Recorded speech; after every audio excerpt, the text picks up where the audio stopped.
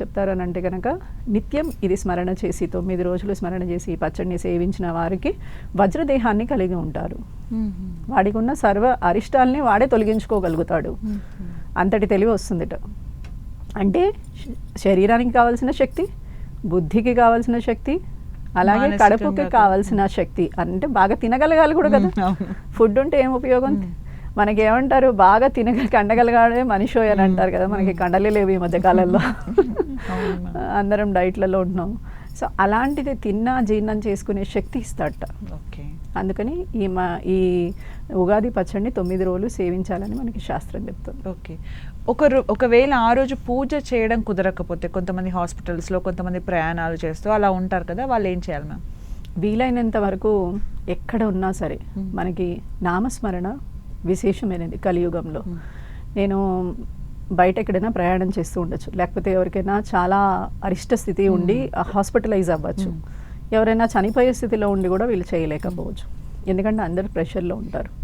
అలాంటి టైంలో కూడా వీరందరికీ మంచి జరగాలని, ఎవరెవరైతే బాగాలేరో వారందరికీ మంచి జరగాలని, వీరికి కూడా అంటే ఎవరైతే ఆలోచిస్తున్నారో వారికి కూడా మంచి జరగాలని చెప్పి ఆ ఆరోగ్య లక్ష్మిని ఆరాధన చేస్తూ లక్ష్మీనారాయణులని తలుచుకుంటూ, అంటే ఎందుకు లక్ష్మీనారాయణులు అంటున్నానంటే శ్రీరామచంద్రుడు పరిపూర్ణ మానవ అవతారంగా అవతారం ఎత్తిన వసంత నవరాత్రులు ఇవి.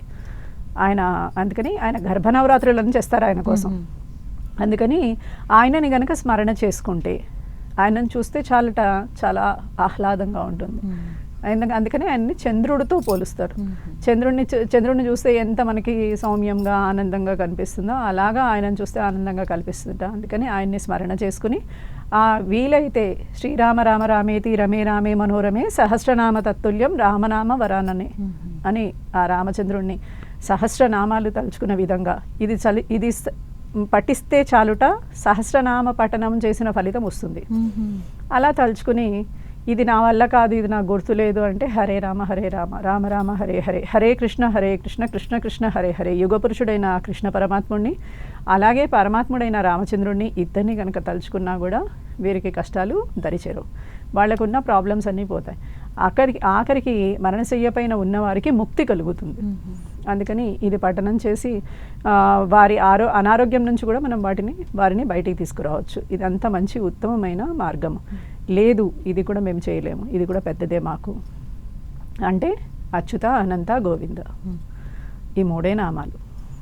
అచ్యుత అనంత గోవింద అంటే దీర్ఘకాలిక రోగాలు ఉన్నవాడు నిత్యం కంటిన్యూస్గా ఇదే చదివినా కూడా వాడి రోగాలన్నీ పటాపంచలు అయిపోతాయి.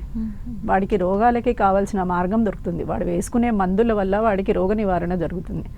కంటిన్యూస్గా ఇది స్మరణ చేసినా కూడా బాగుంటుందిట.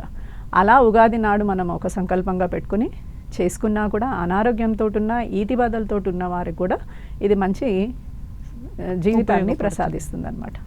అలాగే